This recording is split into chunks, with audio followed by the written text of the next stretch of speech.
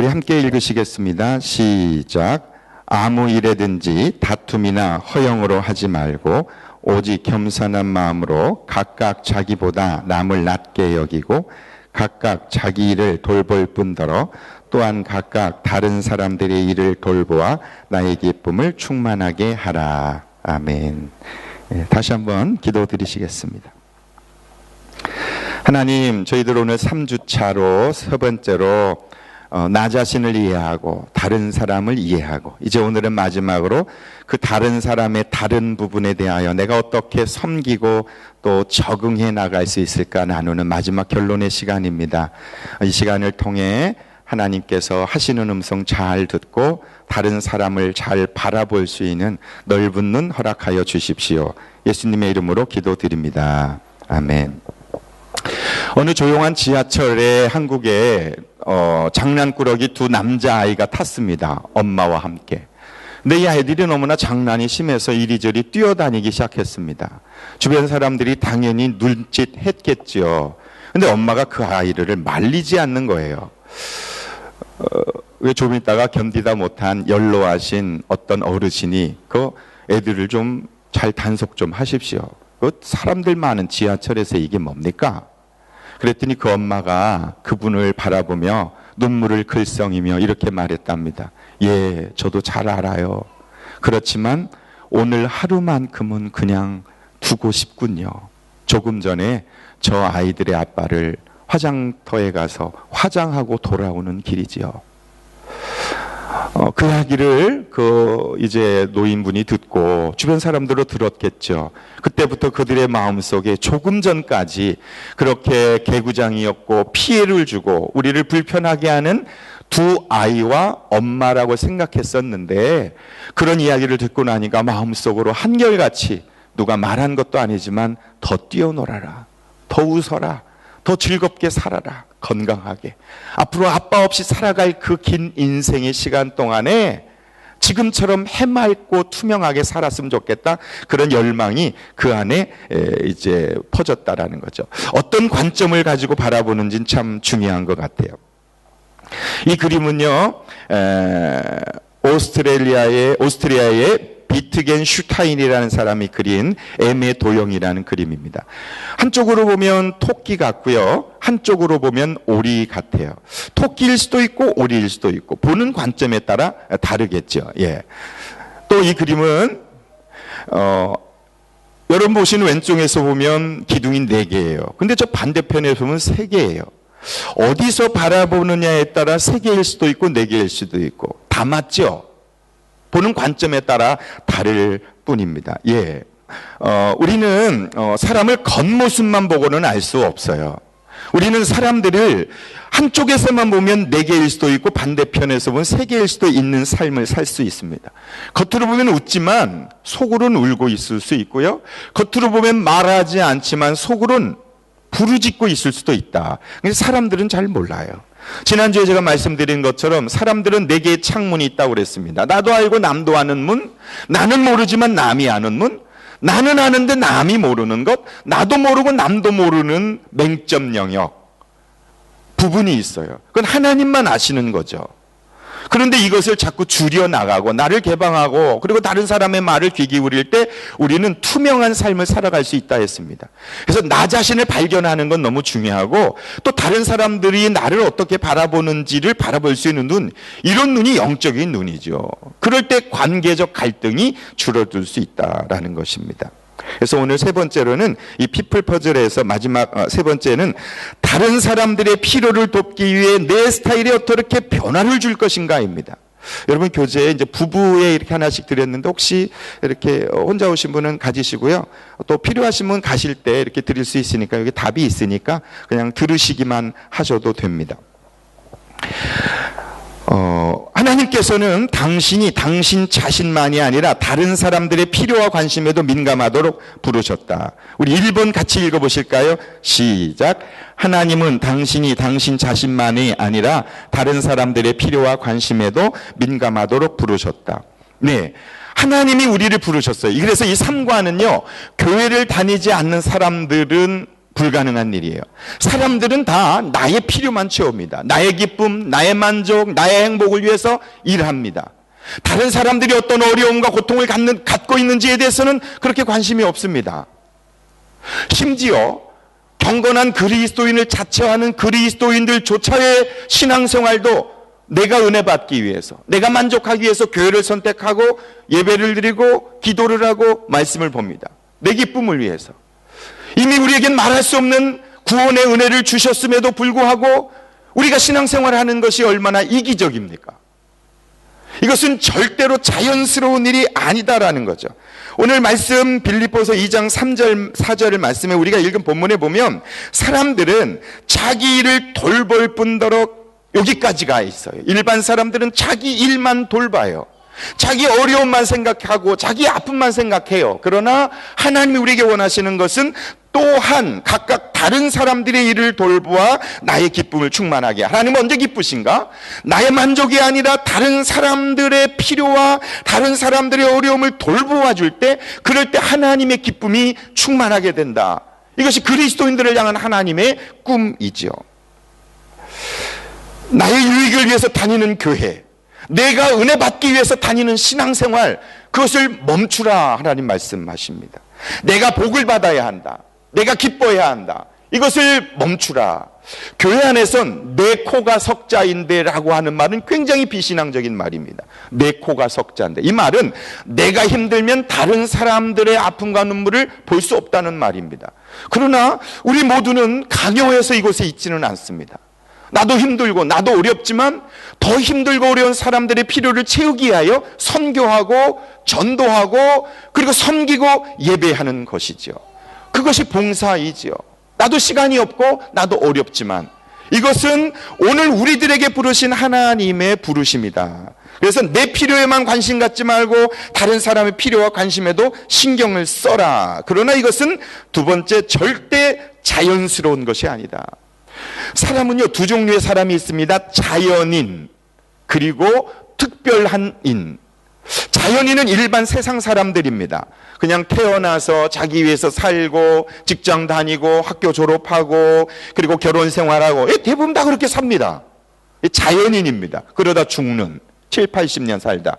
그러나 오늘 우리는 특별한 하나님의 은혜를 받은 특별히 선택된 사람입니다. 그게 우리들입니다. 그런 특별한 은혜를 받은 사람들이 하여야 할 것이 무엇인가? 빌립보서 2장 19절 21절에 내가 디모데를 속히 너희에게 보내기를 주 안에서 바람은 너희의 사정을 알미로 안위를 받으려 함이니 이는 뜻을 같이하여 너희 사정을 진실이 생각할 자가 이밖에 디모데밖에 없다. 다른 사람들은 생각하지 않는다. 그들이 다 자기 일을 구하고 그리스도 예수의 일을 구하지 아니한다. 지금 빌립보 교회를 향하여 말하는 거예요. 교회 안에 있지만 다 자기의 필요, 자기의 만족만을 위해 살아가지 주님이 무엇을 원하시고 주님의 뜻이 무엇인지를 구하지 않는다. 이렇게 말씀하세요. 대부분의 교회의 신앙인들은 자기 사명, 자기 욕망, 자기 교회만을 위해서 살아간다. 내 기분이 나쁘면 나쁘고 내가 좋으면 좋은 것이다. 이게 자연인들의 일반적 모습이죠. 세 번째, 하나님은 초자연적이신 하나님이십니다. 그래서 우리에게 초자연적인 은혜를 주셨습니다. 우리는 예수님의 모델을 따라 다른 사람의 필요를 당신의 것보다 우선해 놓을 수 있도록 하나님께 기도해야 한다. 절대 자연스럽지 않아요. 부부가 함께 살아도 내 아내가 원하는 것을 찾아내는 일은 절대 자연스럽지 않아요. 초자연적인 일이에요. 내가 부인되고 나의 고집을 꺾을 때 비로소 내 아내가 원하고 내 아내가 무엇을 힘들어하는지 볼 수 있는 눈이 열려요. 계속 기도해야 돼요. 하나님 나에게 이기적인 마음을 내려놓고 나만 생각하는 마음을 좀 내려놓고 내 아내와 남편이 원하는 것이 무엇인지 좀 볼 수 있게 해주십시오. 이것이 하나님 주시는 은혜예요. 기도해야 한다. 초자연적인 특별한 하나님의 은혜다. 그런 사람, 그래서 우리가 기도하는 건 참 중요한 것 같아요. 기도하지 않고는요, 주님이 뭘 원하시는지 몰라요. 기도하지 않고는요, 교회들도 자기 교회만을 위해서 살아가요. 기도하지 않으면 모든 신앙인들이 자기 만족을 위해서 하나님을 이용하는 경우가 참 많아요. 목사인 경우는 더 많죠. 정말 그래요. 내가 기도하지 않으면 내 만족을 위해서 목회할 때가 많아요. 내 만족을 위해서 사람들을 이용하려고 할 때가 많아요. 그래서 하나님께 기도하는 거예요. 하나님, 나를 좀 내려놓고 나를 쳐서 십자가에 못 박게 하셔서 내 유익과 만족이 아닌 하나님의 기쁨을 위하여 목회하게 하고 신앙생활하게 하여 주옵소서. 그럴 때 조금 겨우 하나님이 내게 원하시는 것이 무엇인지 발견하게 되는데, 그래서 초자연적인 일이에요. 자연적인 일이 아니다라는 거죠. 그래서 교회에서 가장 위험한 사람은요, 기도하지 않고 열심히 하는 사람이에요. 너무 위험해요. 기도하지 않고 열심히 하면 대부분은 자기의 유익을 위해서 열심히 하는 경우가 많이 있어요. 그래서 기도가 필요하다. 그래서 하나님께 기도하라. 그럼 어떻게 그 적응력을 개발할 수 있을까라는 것, 5단계로 말씀을 나눌 수 있는데요. 그 적응력 한번 읽어볼까요? 다른 사람들, 시작. 다른 사람들의 필요를 채워주기 위해 기꺼이 당신의 스타일을 조정할 수 있는 능력. 그것이 적응력이에요. 다른 사람의 필요를 채우기 위해서 어떻게 우리는 할 건가? 첫 번째로는요, 첫 번째 단계, 관찰을 통해 다른 사람의 스타일을 파악하라. 관찰하라. 따라해 보실래요? 관찰하라. 좀 이따 설명드릴게요. 관찰하라. 사람을 딱 보면 그 겉으로 보여지는 모습만 보지 말고, 우리가 이미 배웠잖아요. 이 사람은 무슨 형일까? 어떤 유형일까? 어떤 성품일까를 자세히 살피라. 그 한자에 지피지기면 백전백승이다. 그러니까 나를, 다른 사람 알고 나를 알면 100번 싸움 100번 이긴다. 이런 말이 있잖아요. 나를 알아야 하고, 두 번째 다른 사람을 아는 것 중요해요. 그럴 때 갈등 없이 행복한 신앙생활을 할 수 있다. 이 사람이 어떤 상처가 있을까? 말투를 들어보면서 저 사람의 말투를 통해서 깨달을 수 있는 게 뭘까? 이런 거를 우리가 다 사람을 통해서 살아가니까 배워야 하고요. 좀 이따 알려드릴게요. 두 번째, 관계를 맺을 때 그들의 필요에 초점을 맞추라. 내 필요 아니고요, 그들의 필요입니다. 저 사람이 원하는 건 뭘까? 어떻게 그 필요를 채울까? 제가 말씀드렸죠. 이것은 결코 자연스러운 일이 아니라고. 절대로 우리는 다른 사람의 필요를 채우려는 본능이 없어요. 세 번째, 그들의 스타일에 대하여 긍정적인 자세를 가져라. 긍정적 자세. 그래서 약점을 보려 하지 말고, 단점을 보려 하지 말고, 저 사람의 장점을 보려고 하는 긍정적 마인드를 자꾸 훈련해 나가야 해요. 그런 말이 있습니다. 결혼 전엔 두 눈 뜨고 결혼 후엔 한 눈 감아라. 결혼 전에는요, 두 눈을 뜨고 나와 과연 평생을 살아갈 수 있는 배우자인지를 확인하고 점검하라. 결혼하고 나서는 한 눈을 감아라. 그 한 눈은 무엇인가 하면, 무엇에 대하여 한 눈을 감는 겁니까? 뭐겠어요? 단점에 대해서 눈을 감으라는 거예요. 그것이 윙크의 의미이다. 우리 옆 사람 보고 한번 윙크 한번 해보시죠. 윙크. 윙크. 윙크하라고는 꼭 두 눈 감는 사람들이 있어요. 윙크. 난 당신에 대하여 장점엔 눈 뜨고 단점엔 눈 감겠다. 네 번째, 당신의 스타일이 그들의 관계에서 갈등을 일으킬 수 있는 영역을 파악하라. 갈등을 일으킬 수 있는 영역. 내 단점 때문에 저 사람이 힘들어할 수 있다는 걸 찾으라는 거예요. 다섯 번째, 그들의 필요를 돕기 위해 적응력을 높이라. 적응력을 높이라. 우리 청년들이 있어서 한문 처음 볼 수 있는데, 위에 있는 글은 이청득심이란 말입니다. 이청득심. 무슨 뜻이냐 하면, 귀 기울여 들으면 다른 사람의 마음을 얻는다. 삼성의 그 이병철 회장이 돌아가시면서 이건희 회장 아들에게 써준 글입니다. 그래서 내 한문이 다른 사람의 말을 귀 기울여 들으면 그 사람의 마음을 얻을 수 있다. 여기 청자를 보면요, 왼쪽에 여기 이걸 귀이라고 그래요. 맨 위에 이걸 귀이라고 그러고, 이걸 임금왕이에요. 사람의 말을 듣는다라고 할 때 듣는 것은 임금의 귀로 듣는 것이다. 그리고 이걸 열십자라고 그래요. 열십, 10개예요. 그리고 이걸 눈목자예요. 눈이 옆으로 누워져 있는 거예요. 10개의 눈으로 듣는다. 일심. 그럴 때 한 마음 될 수 있다. 이게 듣는다는 말이에요. 소리를 듣지 말고 마음을 듣고 아픔을 듣고 그의 감정을 듣는 것이 듣는 거예요. 그리고 여기 있는 오른쪽에 한문은요, 암자예요. 암 걸리다 할 때, 뭐 대장암, 췌장암 할 때 암. 이것은 위에 입구자가 네모칸이 입을 말하는 건데, 입이 3개고요. 밑에 있는 건 산이에요. 산 속에 입이 3개인데 갇혀 있을 때 나타나는 것이 암이다. 말하고 싶은데 말 못하게 자꾸 하면 생기는 게 스트레스고, 그러면 암 걸리고 병 걸린다. 그게 암자예요. 그래서 암의 근본적 원인은요, 스트레스라는 걸 잘 아시잖아요. 이 한문 속에, 그래서 창세기에 담겨진 한문 속에 있는 창세기, 그런 창조과학의 그 영상도 있는데요. 그런 것처럼 우리가 다른 사람을 잘 듣고 보는 건 너무 중요하다. 그런데 이건 절대로 자연스러운 일이 아니래요. 오늘 말씀 빌립보서 2장 13절에 보면 너희 안에서 행하시는 이는 하나님이시니 자기의 기쁘신 뜻을 위하여 너희에게 소원을 두고 행하게 하신다. 하나님께서는 내 안에 소원을 주셨대요. 이건 내가 하는 게 아니에요. 하나님이 내 안에 주신 소원으로 하는 거예요. 그래서 하나님이 우리 안에 그런 실천할 수 있는 능력을 주셨기 때문에 내 힘으로 다른 사람 필요를 채울 수 없고 하나님이 우리에게 은혜를 주셔야 필요를 채울 수 있다. 지금 이 5단계는 하나님이 능력으로 가능한 일이다라는 거죠. 자, 그러면 첫 번째 1단계에 다른 사람의 스타일을 파악하라. 29페이지에 있거든요. 사람을 보면 먼저 십자가를 딱 그리시고요. 저 위쪽으로는 목표 중심인 사람, 그리고 밑에는 사람 중심인 사람입니다. 우선순위에 따라서 일 중심인 사람과 사람 중심인 사람으로 나누어질 수 있습니다. 아침에 일어나서 오늘 무슨 일을 할까? 그런 사람들 생각하는 사람이 일 중심인 사람이죠. 오늘 아침에 일어나서 오늘 누구 만나지? 이러면 사람 중심인 사람이죠. 그리고 사람의 속도에 따라서 오른쪽으로 가면 빠르고 왼쪽으로 가면 느린 거예요. 반응적이다. 그래서 그것에 따라서 오른쪽에 있는 일 중심이면서 굉장히 빠른 사람을 주도형, 이 사람들은 what을 생각하는 거예요. 뭘 할까? 그리고 빠르면서 사람 중심인 사람은 사교형이죠. who, 사람을 생각하는 사람이에요. 그리고 사람 중심이면서 굉장히 느린 사람은 이 사람은 안정형이라고 말하는 거야. how. 그 다음에 신중형이 느리면서 일중심인 사람은 why. 그래서 늘 질문이 많은 거죠.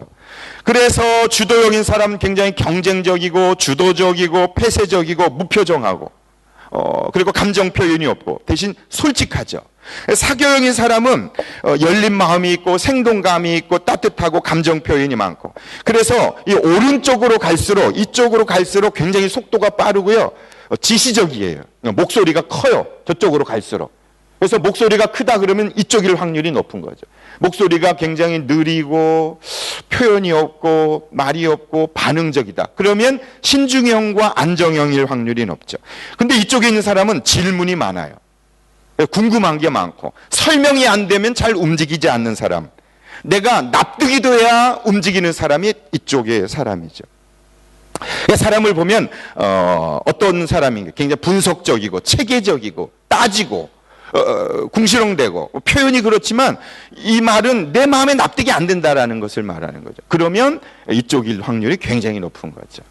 이미 뭐 여러분 살고 계시니까 그런 사람하고 그래서 봐라. 그래서 이 사람은 어떤 사람이다. 이제 이미 이게 들었기 때문에 여러분 사람을 보면 한 5분 정도 지나면 금방 마음에 딱 알아질 거예요. 그 다음에 어떻게 할 거냐? 필요에 초점을 맞추라네. 필요. 첫째, 어떻게 대할 것인가? 어떻게 대할 것인가? 지금 글씨가 잘 안 보여서 제가 그 다음 걸 넘길게요. 어떻게 대할 것인가? 첫째, 주도형에게는 솔직하라. 주도형의 사람한테는 진실해야 됩니다. 읽어보겠습니다. 결과와 유익에 대해 먼저 알리고 세부적인 것은 필요할 때 말하라. 긴 말하면 안 됩니다. 주도형의 사람들은 그냥 간단하게 결론. 왜? 어떻게 됐어? 결론이 뭐야? 주도형의 생각입니다. 본론으로 바로 들어가라. 주도형에겐 말 빙빙 돌리면 안 된다. 어떤 그 주도형인 남편이 그리고 사교형인 아내와 살았습니다. 아내가 이제 이사갈 집을 구하러 다녔어요. 막 다 이 집 저 집 다니다 집에 들어와서 퇴근한 남편한테 여보 오늘 나 집 보러 다녔다. 그래서 그런데 첫째 집을 갔더니 인테리어가 어떻고, 근데 마음에 안 들어서 둘째 집에 갔더니 거기는 이거 어떻고, 셋째 집에 갔더니 주변이 어떻고. 구했어 못 구했어? 그러고 싸웠대. 구했어 못 구했어? 지금 이 아내는 그동안 하루 종일 내가 얼마나 힘들었는지에 대하여 지금 듣고 싶은 거예요. 너무 힘들었겠다, 고생했다. 그런데 딱 잘라서 구했어 못 구했어? 그래서 문 닫고 나갔다고. 그래서 주도형한테는 그냥 오늘 구했어. 결론 구했어. 그런데 이렇게 다니다가 힘들었어. 그러면 이제 필요에 맞추려면 고생했구나. 이러면 될 일이죠. 그냥 칭찬해주면 사교형은 끝나니까. 사소한 주제는 넘어가라. 여담을 피하라는 거죠. 사교형입니다. 그 다음에 어떻게 대할 것인가. 사교형한테는 열정적이 되라. 적극적이고 친절하게 대하라. 칭찬하라. 인정해주라. 나는 당신이 필요해라는 느낌을 갖도록 말해주라. 사교형 딸이 다이빙 때에 올라가서 지금 다이빙을 하려고 그러는데 굉장히 두려워 떨고 있어요. 벌벌 떨고 있어요. 사람들이 뛸 수 있을까? 못할 것 같아. 그때 이 사교형 딸을 아는 아빠가 말했습니다. 사람들한테 제 딸인데요, 얼마나 다이빙을 잘하는지 몰라요. 바로 뛰었다. 그 칭찬 한마디에 그냥 뛰어내린 사람 사교형 딸이죠. 인정해주면 좋아하니까. 사교형은 같이 밥 먹으면서 이야기를 하고 부정적인 대화는 가능한 하지 마라. 안정형에는 어떻게 대할 것인가? 인내하라, 느긋하라, 목표를 강조하지 마라, 강요하지 마라. 원할 때 반응할 수 있도록 해라. 너무 쪼이면 안 된다. 편안하게 차근차근 설명해 주어야 한다. 만약에 비즈니스를 하신다면 손님이 들어왔는데 안정형이다. 그러면 다 꺼내놓는 거죠. 이건 어떻고요, 저건 어떻고요. 이렇게 해서 설명을 길게 하면 안정형은 절대 못 가요. 반드시 사가게 되어 있어요. 왜냐하면 자기와 차분하게 설명이 들었기 때문에, 그리고 사람 중심이기 때문에 지갑을 꺼내게 되어 있다. 이 안정형이다. 신중형은 철저하라. 분명한 사실과 객관적인 아이디어를 제시하라. 서두르지 마라. 구체적이고 철저하게 일해라. 사적인 대화보다는 공식적인 대화가 필요한 것이죠. 이것이 어떻게 대할 것인가, 이렇게 대하면 돼요. 두 번째로는요, 설득하는 문제. 주도형한테는 무엇입니다. 무엇.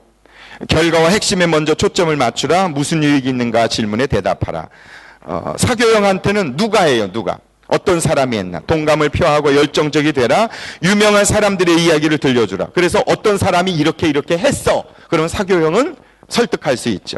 그 다음에 누가 이런 일을 했는가라는 질문에 대답해 주라. 그 다음에 안정형은 주질문 내용은 어떻게입니다. 어떻게. 그래서 친절하고 시간을 내서 같이 보내고 어떻게 해야 하는지 차근차근 설명해 주라. 그 다음에 어떻게 해야 하는지 차근차근 설명해 줘라. 어떻게 해야 하는가의 질문에 대답해 주라. 어떻게입니다. 또 신중형은 왜입니다. 왜. 그러다 왜라고 쓰시겠습니까? 일 처리를 바로 하는 것이 중요하고 왜 변화를 원하는지에 대한 질문을 대답해 주라. 그 다음에 세 번째로는요, 넘어가고, 어떻게 동기부여를 할 것인가. 주도형한테는 목표와 양을 주어야 됩니다. 그래서 무엇을 해야 할지 제시하고 어떻게 해야 하는지를 알아서 하도록 해라. 이거 중요해요. 주도형한테는 목표를 주고 과정이나 내용에 대한 설명을 하지 않는 게 유리하다. 그냥 알아서 하세요. 맡겨주는 게 필요한데, 주도형에게 만약에 안정형이나 신중형 대하듯이 하면 확 집어던지고 가버리죠. 당신이 알아서 하세요. 이게 주도형의 스타일인데 많이 경험해 볼 수 있어요. 이런 일들을. 그들에게 통제할 수 있도록 책임을 맡기라. 또 어떻게 동기부여할 것인가. 사교형은요, 사람 중심 인정. 아이디어 프로젝트 사람들에 관해 조언해주고 상담해주라. 그리고 사람들 앞에서 인정해주고 재미있는 일을 하도록 해줘라. 다음에 안정형은요, 동기부여는 사람 관계입니다. 사람 관계. 함께 일하는 것이 중요해요. 하고 평화로운 분위기를 만들어주는 게 굉장히 중요해요. 그래서 안정형들은 갈등하고 다투고 싸움하고 그러는 걸 굉장히 힘들어해요. 교회 공동체에도 보면은요, 이렇게 어려움이 갈등이 딱 생겼을 때 제일 힘들고 어려운 사람들이 안정형들이에요. 이러지도 못하고 저러지도 못하고 막 가슴 아리를 하고 있죠. 근데 신중형은 끝까지 막 체계적이니까 따지고 목표를 향하여 사람들은 이렇게 나가는 게 신중형이죠. 사교형은 이미 다른 데 가버렸어. 즐겁고 재미있어야 되는데 화평이 깨지고 그러면 굉장히 어려워한다.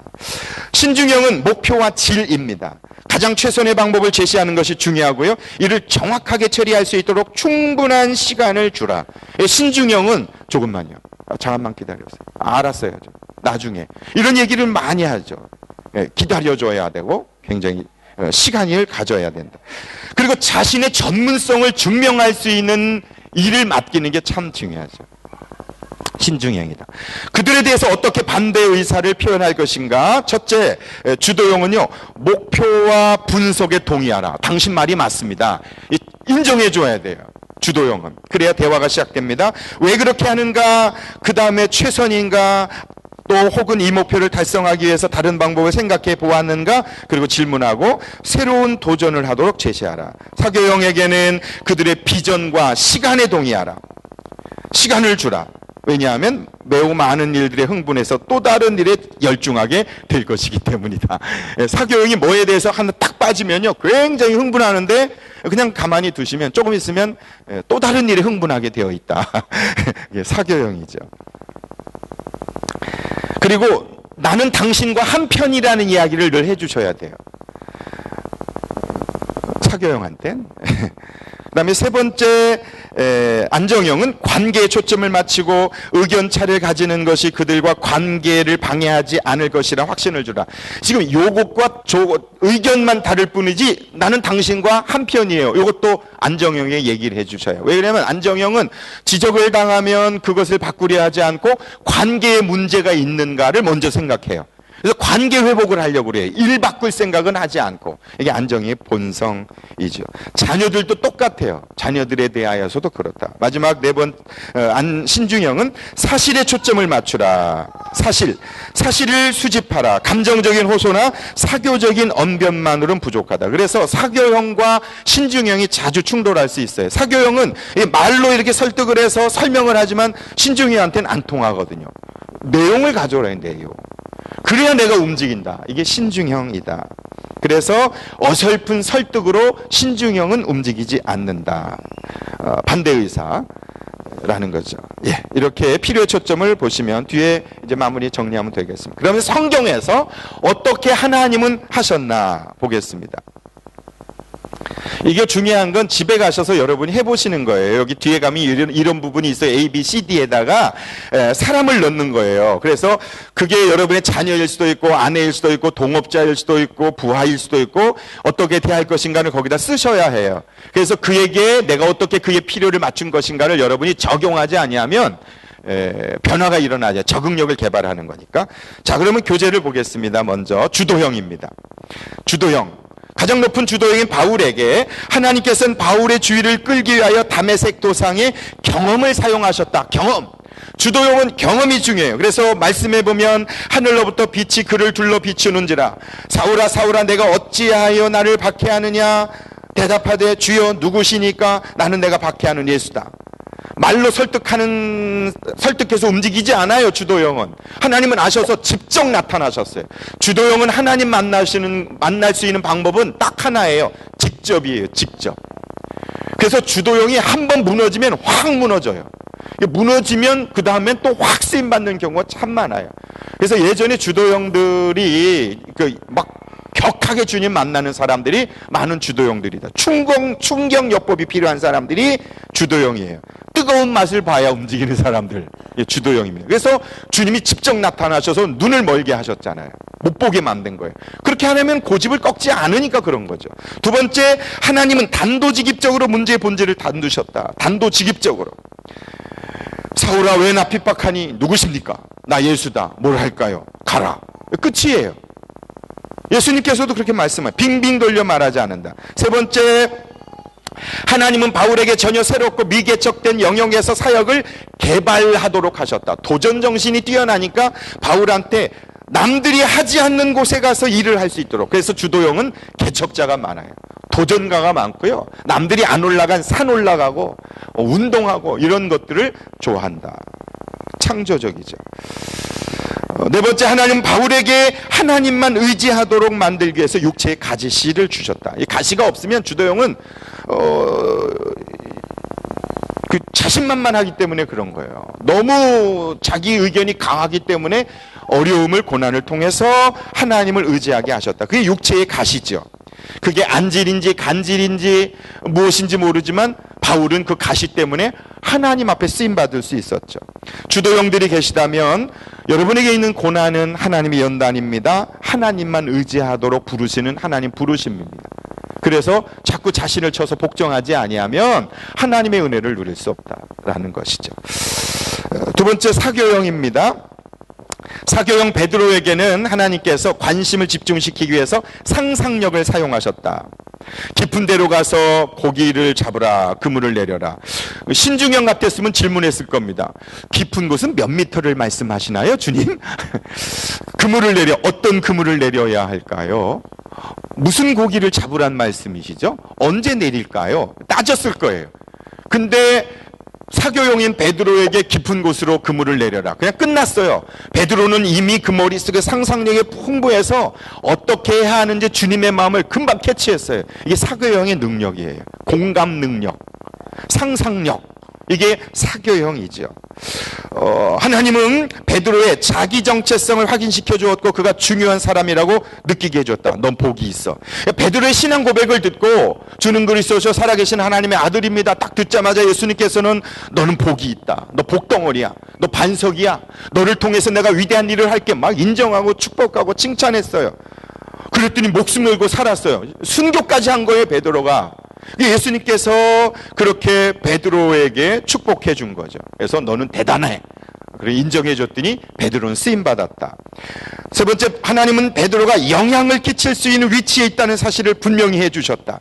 아까 말씀드렸던 것처럼 마태복음 16장에 보면은요, 너의 그 신앙 고백에 내가 천국 열쇠를 주겠다. 아니, 성경에 천국 열쇠를 받은 사람 베드로밖에 없잖아요. 로마 캐톨릭은 베드로 성당, 초대 교황을 베드로라고 말하는 오류를 범하고 있잖아요. 그냥 그 신앙 고백을 듣고 그 신앙 고백 위에 교회를 세운다고 했는데 로마 캐톨릭에서는 베드로 위에 교회를 세운다고 그걸 잘못 이해해서 베드로가 초대 교황이라고 말하는 거죠.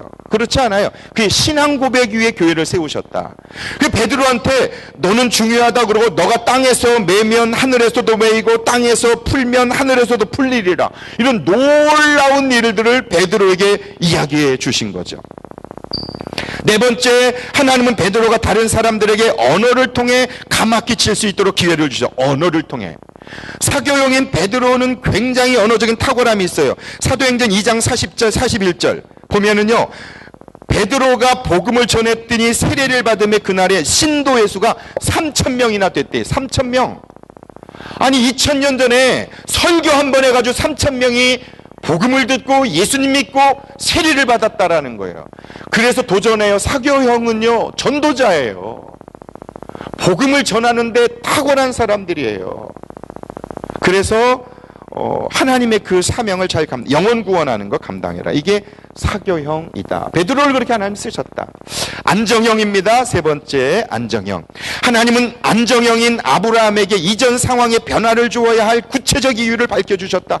안정형은 이동을 싫어하고 움직이는 걸 싫어하고 변화를 싫어하기 때문에 하나님께서는 내 본토 친척 아버지 집을 떠나 내가 너에게 명하는 그 땅으로 가라. 너 축복하면 내가 복을 주고 너 저주하면 내가 저주할 거야. 내가 함께 할게. 하늘은 그렇게 안정형에게 말씀하신 거예요. 그 굉장히 힘들었을 거예요. 아브라함이 옮기는 것은 너무 힘들었을 거예요. 그러나 하나님은 그렇게 아브라함을 축복해 주셨다. 두 번째, 하나님은 아브라함에게 변화에 대해서 반응을 보일 충분한 시간을 주셨다. 충분한 시간. 조카 롯이 떠났어요. 둘이 있을 땐 말씀 안 하시고 떠나자마자 하나님은 아브라함한테 눈을 들어봐라. 북과 동과 남과 서를 봐라. 네 눈으로 보이는 거 다 너에게 줄게. 그러면서 두루 다녀보라. 시간을 주셨어요. 한번 돌아봐. 그랬더니 아브라함이 그 이야기를 듣고 아브라함이 막 쫓아다녔겠죠. 내 발로 밟는 땅 다 너에게 줄게. 만약에 주도형이나 사교형 같았으면 막 뛰어다녔을 거예요. 한 평이라도 더 가지려고 막 뛰어다녔을 텐데, 안정형인 아브라함은 하나님께서 너 발로 밟는 모든 땅 줄게라고 말씀하셨지만 아브라함은 뛰어다니지 않고 한 일이 뭔지 아세요? 아브라함은 하나님 앞에 단을 쌓고 예배를 드렸어요. 이게 아브라함의 위대함이에요. 안정형은 예배자예요. 그 자리에 지켜서 기도자예요. 하나님을 찾고 하나님을 의지하고, 이런 사람들이 안정형이다. 세 번째, 아브라함을 격려해 주시고 안전하게 느끼도록 해주셨다. 두려워하지 마. 나는 너의 방패야. 너의 내가 지극히 큰 내가 상이야. 하나님 그렇게 인정해 주셨다. 격려해 주셨다. 네 번째, 하나님은 아브라함에게 그의 아들 이삭을 희생 제물로 드리라고 요구함으로 아브라함의 신앙을 시험하셨다. 하나님께서 안정형들에게 테스트하고 계세요. 여러분에게 무엇으로 시험을 하고 계십니까? 지금 하나님 요구하는 게 어떤 것입니까? 그걸 잘 넘어가세요. 그 시험을 이기면 하나님께서 복의 근원이 되는 은혜를 아브라함에 주셨다. 마지막 네 번째, 신중형인 모세를 어떻게 다루셨나? 하나님은 자신의 모세에게 명백한 증거를 보여주시는 분임을 확신시켜 주셨다. 떨기나무, 나무에 불이 타고 있는데 타지 않는 증거를 보여주신 거예요.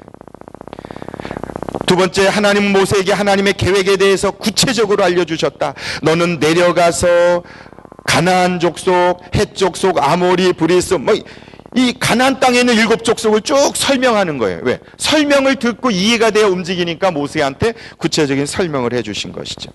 세 번째, 하나님 모세가 신중한 사람임을 아셨기에 하나님께서 가지고 계시는 관심사에 대하여 인내를 가지고 말씀하셨다. 아브람 질문해요. 오른쪽 말씀에 보면 출애굽기 3장 13절에 하나님의 이름이 뭐냐고 물으면 내가 뭐라고 말할까요? 그들에게 뭐라고 대답할까요? 나는 스스로 있는 자라고 말해라. 나는 너희 하나님이 스스로 있는 자가 나를 보냈다. 나 말 못해요. 하나님 나중에 화내시잖아요. 너 말 잘하는 너 형 아론 있잖아. 자꾸 따지니까 하나님이 좀 믿음을 가지고 움직여. 이게 모세한테 하신 말씀이다. 네 번째, 하나님 모세에게 정확하고 세심하게 감당할 수 있는 임무를 맡기셨다. 성막 만드는 일, 그리고 제사 제도를 하는 일은 신중형인 모세이니까 감당할 수 있었다. 다 적은 거예요. 그 많은 것들을 센치, 미리까지 말이에요. 무슨 색깔, 레위기를 한번 읽어보세요. 출애굽기를 읽어보세요. 모세이니까 그것을 다 받아 적어가지고 백성들에게 법을 가르치고 기준을 가르치고 철저하게 훈련했던 사람이 신중형인 모세예요. 만약에 사교형이나 주도형 같았으면 야 알아서 져 이렇게 끝냈을 텐데, 하나님은 그 모세를 하시고 그거 모든 것들, 그랬더니 모세는요, 하나님이 명령하신 대로 우리가 다 행하리이다, 그렇게 순종하게 하신 거죠. 하나님께서는 당신이 신중형이시라면 불평이나 원망이나 부정적인 반응만 하지 말고 철저하고 세밀한 나의 장점인 성향을 가지고 다른 사람들을 잘 섬기도록 하나님이 내게 그런 성향을 주신 거예요. 좀 부족하고 빠르긴 한데 실수가 많은 주도형과 사교형을 잘 챙기고 느린 안정형을 도울 수 있도록 당신에게 체계적이고 분석적이고 조직적이고 꼼꼼한 그런 장점을 주신 거예요. 그것을 가지고 모세처럼 하나님 앞에 쓰임 받을 때 그 모세의 눈이 120세가 되도록 그는 흐려지지 않았어요. 하나님 앞에 너무 귀하게 쓰임 받고, 그는 마지막 하나님께서 가나안 땅을 들어가지 못한다고 말씀하셨지만 그것을 받아들였어요. 신중형인 모세가 그것을 받아들이는 너무 힘들었을 거예요. 따졌을 텐데 모세가 딱 잘랐어요. 맞습니다. 그리하겠습니다. 그리고 마지막 느보산으로 올라가 모세는 하나님 품에 안겼습니다. 그 무덤을 찾지 못했다. 오직 하나님께만 쓰임받는 인생, 그 사람이 모세다. 하나님 신중형인 당신에게 그것을 요구하세요. 귀하게 쓰임받더라. 긍정적인 자세를 개발하라. 그냥 답만 말씀드리는 것으로 제가 말씀드리겠습니다. 3단계. 장애물이 있습니다. 장애물은 우리는 다른 사람의 장점보다는 약점을 보려고 하는 경향이 있다. 특히 우리와 다른 성향을 가진 사람들이 할 때 그렇다. 거기다가 만약에 여러분이 주도형이시면 주도형의 장점에 동그라미 쳐보세요. 이렇게요. 그리고 단점인 밑에다 다른 데다 동그라미 3개를 치셔보세요. 그러니까 여러분이 주도형이라면 주도형의 장점에 동그라미 치시고, 사교형이라면 사교형에 동그라미 치시고, 그 나머지 단점에다 동그라미를 쳐보세요. 이런 식으로 이렇게 해보세요. 무엇을 말하냐 하면 이것이 일반적인 장애물이에요. 사람들은 자기 장점만 생각하고 다른 사람의 단점만 바라봐요. 왜 이렇게 사교형은 흥분하냐, 자기순정이냐, 반항적이냐, 조작적이냐, 수다스럽냐, 이것만 바라보지 말라요. 이렇게 바꾸세요. 내가 주도형이면 나의 단점을 보시고 다른 사람의 장점을 바라보셔야 돼요. 나를 볼 땐 단점을 보시고 다른 사람을 볼 땐 장점을 보지 아니하면 적응력을 개발할 수 없어요. 그래서 장애물을 극복하려면 어떻게 해야 하느냐? 당신이 다른 사람의 약점보다는 장점에 초점을 맞출 수 있도록 하나님께 도움을 구하. 이게 잘 안 되니까 하나님 좀 도와달라고 기도하셔야 된다. 이게 긍정적인 자세를 개발하십시오. 네 번째, 갈등을 피할 수 있는 영역을 파악하라. 넘기고, 갈등을 일으킬 수 있는 영역은 무엇인가 하면, 장애물은요, 우리가 하는 일이나 혹시 하지 않는 일 때문에 다른 사람의 생활에 어려움이 생길 수 있어요. 내가 좋아하는 일 때문에, 또 내가 싫어하는 것 때문에 다른 사람들이 힘들어한다니까요. 여러분 때문에 옆에 있는 사람이 힘들다는 사실을 인정하셔야 돼요. 나 때문에 다른 사람들도 불편할 수 있다고 받아들이셔야 돼요. 나만 힘든 게 아니라 나 빼고 세 가지 유형이 다 힘들다니까요.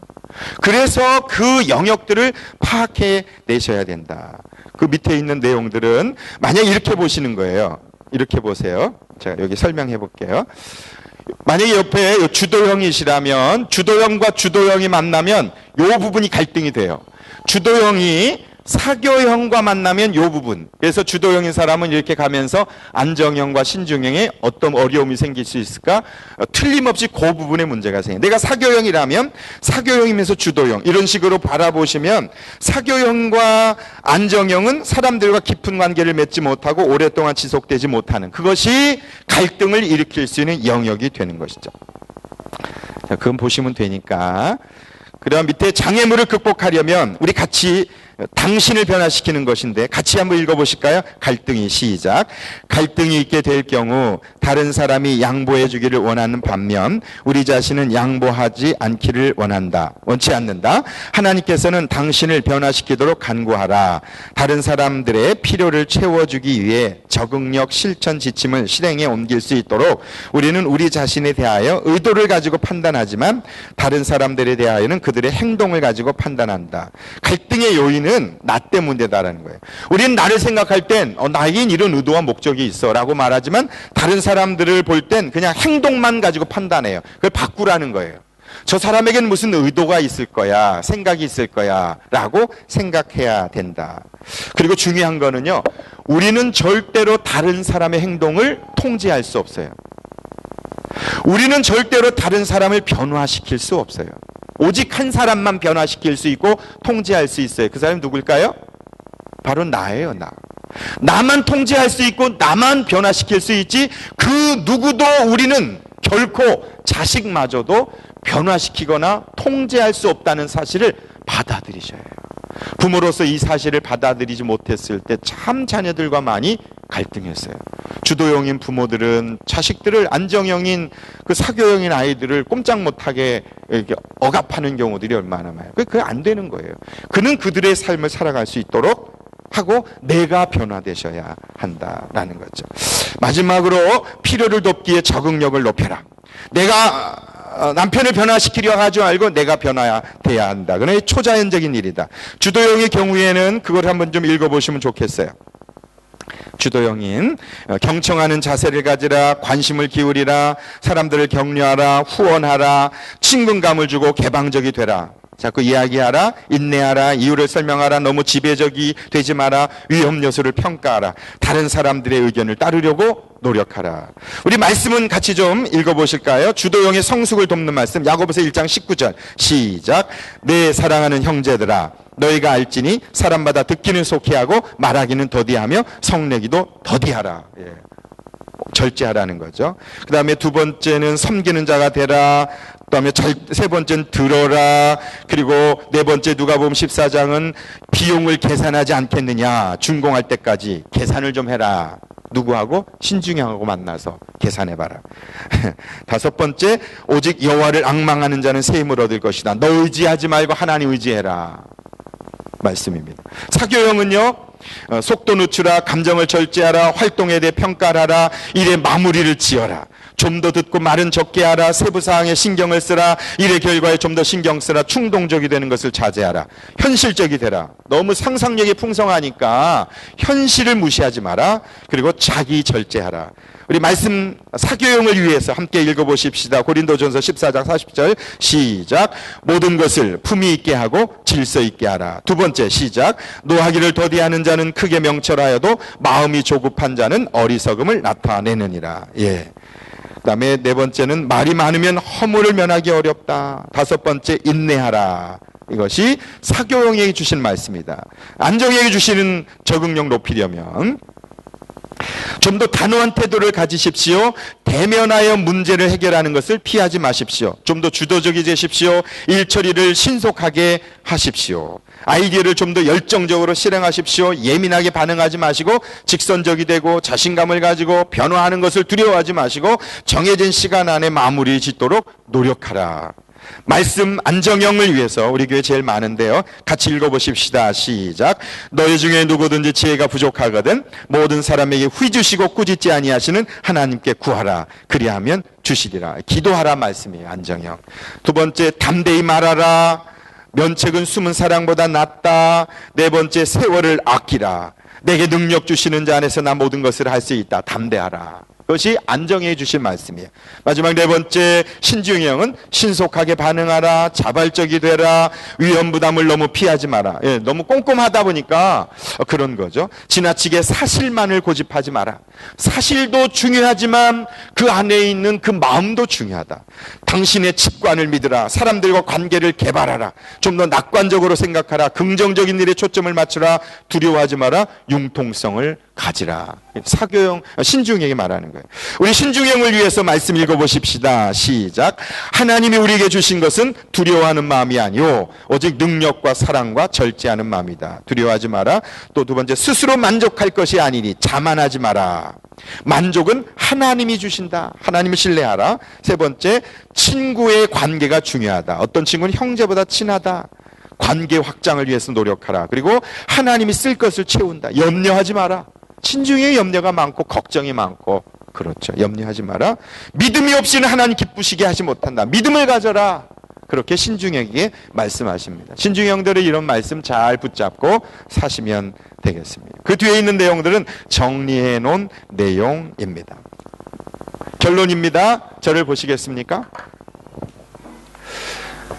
저는 오랫동안 이 강의안을 가지고 강의도 했고 저에게 해보려고 노력했는데 쉽지 않습니다. 정말 쉽지 않습니다. 그런데 지금은 정말 많이 좋아진 것 같아요. 정말 많이 좋아졌어요. 제가 생각해도 정말 많이 좋아졌어요. 급하고 잘 참지 못하고 그랬었는데 목회하면서 주도형을 알고 신중형을 알고 그러면서 조금 변화되는 것 같아요. 그럼에도 불구하고 조금 더 일찍 적응력을 잘 개발했었더라면 참 좋았을 텐데 이런 후회와 아쉬움이 이번에 이것을 하면서 또 생각했어요. 사랑하는 여러분, 하나님은요 우리를 다른 사람의 필요를 채우도록 부르셨어요. 그걸 잊지 마세요. 예수님은 우리의 필요를 채우시기 위하여 인간의 몸을 입고 이 땅에 오셨습니다. 주님은 우리에게 말씀하세요. 다른 사람의 필요에 민감하라. 희생적 섬김이 필요한 거죠. 그것을 실천할 수 있는 곳이 어딘 줄 아세요? 그것이 가정교회예요. 그게 목장이에요. 우리는 이 사람들의 20명만 넘으면 그 사람들의 필요를 채울 수 없어요. 그러나 12명, 6명에 대한 필요는 채울 수 있어요. 얼마든지 그것을 실천하고 적용할 수 있는 것이 목장 소그룹 모임입니다. 우리 교회 예비 목자들이 베델교회 목장 탐방을 가기 위해서 제가 어제 통화를 하다가 제가 깜짝 놀란 게 하나 있는데 젊은 부부인데요. 그곳에 주일날 목장 모임을 하는데 VIP가 7명이 있대. 7명. 교회는 안 나오는데 목장 모임에만 나오는 사람이 7명이 있다고요. 안 놀랄 줄 알았어 내가. 안 놀랄 줄 알았어. 7명이 VIP래요. 여러분 그 교회와 그냥 자기들끼리 만족하며 살아가는 교회와 질이 다르지 않을까요? 하나님이 원하시는 것이 무엇인지 알고 주님을 모르는 사람들의 필요를 채우기 위해서 섬기고 있는 그 VIP 7명을 위해서 그들은 온 힘을 다하고 있는 거예요. 시간과 물질과 섬김들을. 누가 더 하나님의 뜻을 기쁘시게 하는 것일까요? 때문에 저는 앞으로 10년 안에, 제가 예언하는데 10년 안에 브리즈번의 영적 기상도가 반드시 바뀌게 되어 있다. 바뀌어야 한다.